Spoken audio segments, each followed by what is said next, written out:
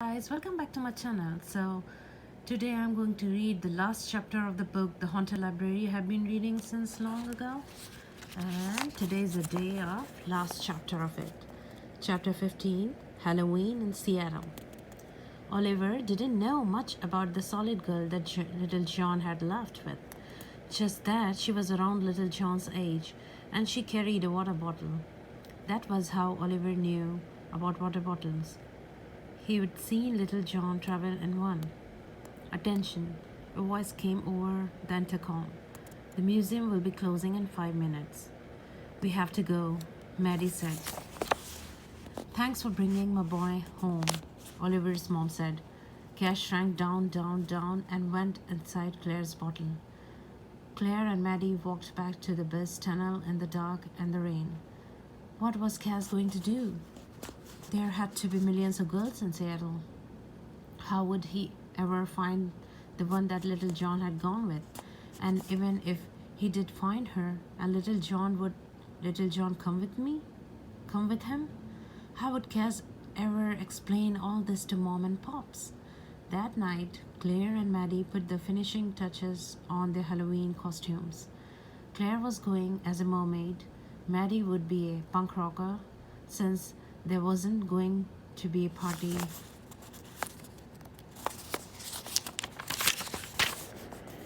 at the library on Halloween. Maddie said she would take Claire trick-or-treating instead. Cass hovered gloomy in the corner. Maddie, your phone ringing. Aunt Beth called from the kitchen.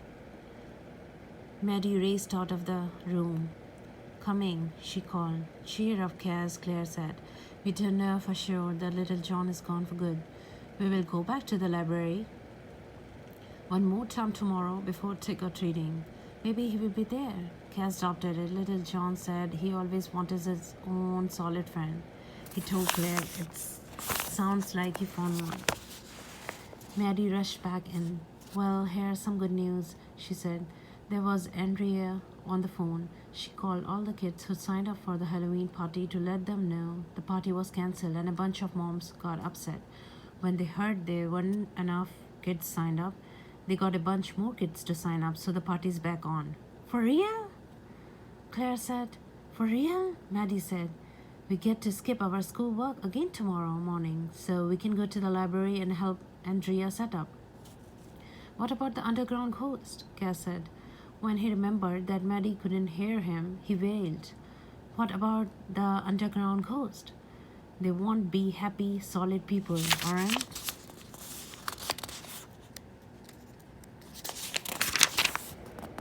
Supposed to be in the library at night. Claire and Maddie looked at each other. It's only one night, Maddie said. Can't we be in the library one night without a bunch of ghosts getting upset? What if we invite the ghost to come to the party too? Claire suggested. Oh, I like that, Maddie said. Real ghost at the Halloween party. How will you invite them? Cass wailed. How will they know we want them to stay? We will put up a big sign that says Ghost Welcome, Claire said. Maddie grinned. People will think we are talking about costume, not real ghost. Then her face clouded. Oh, but what if some of the kids are scared of the ghost? Claire shrugged. It's Halloween. We have got to expect a ghost or two to show up on Halloween. The next morning, Cass went to the library with Claire and Maddie while they helped Andrea decorate and get set up for the party. Cass searched all 11 floors of the library one more time. Little John was nowhere to be found. The party was going to be held in the 10th floor reading room. Cass watched Claire and Maddie move chairs and tables away from the carpeted area. Next, they set up tables for food and games. Then they painted a large sign that said, Welcome to the SPL Halloween party. Real life ghosts welcome too. Cass watched his solid friend sign their signs on the 10th floor, outside the Children's Center on the 1st floor, and down in the parking garage. The parking attendant raised an eyebrow. You two know you're asking for trouble putting up a sign like that, don't you? He said. We don't care. It's Halloween, Maddie said. Maddie and Claire were really excited about the party, but Cass wasn't. It's hard to get excited about a party when you're not sure you will ever see your little brother again. Kids started arriving for the party a little before 7. They came dressed as pirates, vampires, skeleton, characters from popular children's books, even a ghost.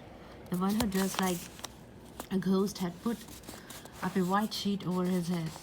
It doesn't look like anything like a real ghost, Cass thought. The real ghosts started to arrive too. One by one, they drifted slowly up through the floor. Is it true? A lady ghost asked. Cass, are we really invited to this party? Claire adjusted her mermaid costume and walked over. Yes, she said to the ghost. Welcome, this party is for ghost people and solid people. Hooray, said the ghost. They came up through the floor, the elevator shaft, and the open part of the library. There seemed to be more ghosts than solid people at this party. But the one ghost Cass most wanted to see wasn't there. I'm glad we decided to go ahead with the party, Andrea said as she helped. Maddie poured glasses of punch. She was dressed as a cat. Me too, Maddie replied. Hey, where's Lionel? I told her she could take the night off. Andrea said she doesn't like big parties, and I think you and I all the teen advisory board members have it covered. I think so too, Maddie said. The elevator dinged and a girl skeleton walked out. It was Claire with the braids. She held a water bottle in her hands. Cass stared at the water bottle. Was there someone inside? Hi, Cass, Little John said as he passed through the water bottle. Little John! Cass exclaimed. You're back! You're really back! Wow, Cass, look at you! Little John gasped. Maddie pulled on Claire's arm. That's your other ghost friend, isn't it? She said. Claire nodded as she grinned at Cass. In fact, all the solid people in the room were looking at Cass.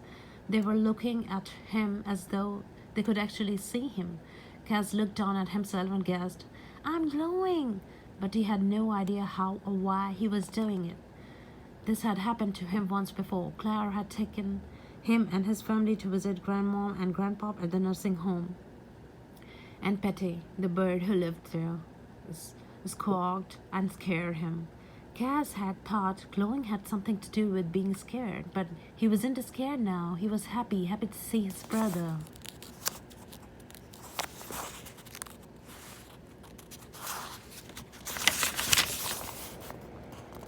Happy Halloween!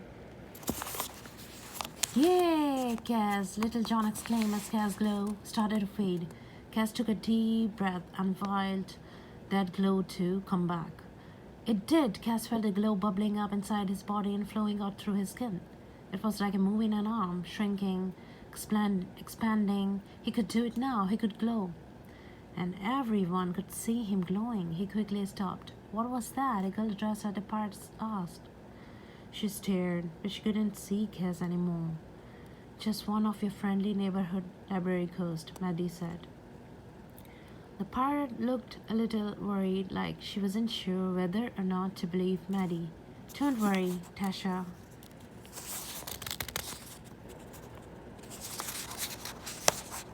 Claire with the braid said. She said friendly. All the ghosts in the library are friendly. Cass wondered whether Claire with the braids had any idea just how many ghosts there were in the library. His Claire knew how many there were. She could see them, but Claire with the braids could only see them when they glowed. All of a sudden, Claire with the braids looked worried. Why are you? Little John, she asked. She peered into her water bottle. Are you still in there? No, Little John wailed. I'm over here. He glowed and waved at her. Now all the solid people were staring in disbelief at the Little John. Claire with the braids grinned and waved back. Claire went to introduce herself to Claire with the braids. While they were getting acquainted, Cass led Little John away from the crowd. Where have you been? Cass asked. What were you thinking, going home with a solid girl? Do you have any idea how worried I have been? You sound like Mom and Pops, Little John said. Do you have any idea what Mom and Pops would have said if I would have gone home without you? Cass asked. Why would you go home without me? Little John asked. Because I thought you were lost, Cass shrugged. I wasn't lost, Little John said. I thought you were lost. I looked all over for you. I couldn't find you. I decided to go home with my friend, Claire. Just like that? Kaz asked. What if your friend Claire hadn't come tonight? You might never have seen your family again. You could have been separated forever. I knew she was coming tonight, Little John said. I watched her sign up for the party. She didn't know that Andrea had actually cancelled the party. If the party had stayed cancelled, Little John would never have found his way back to Kaz. But he had found his way back. That was what was important, Kaz realized. You're coming back home with me and Claire, aren't you, Little John? Kaz asked. Yes, Little John replied. But I want to come back and visit my Claire. Do you think we can do that? Of course, you can do that, Claire said, walking up behind them. Claire with the braids was right beside her. Claire put her arm around Claire with the braids.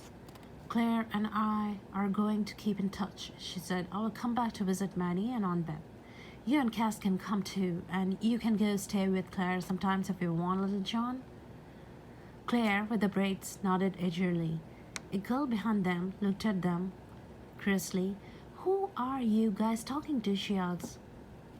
Our ghost friends, Claire with the braids said, as though it was obvious. The other girl narrowed her eyes. Are there really ghosts in here?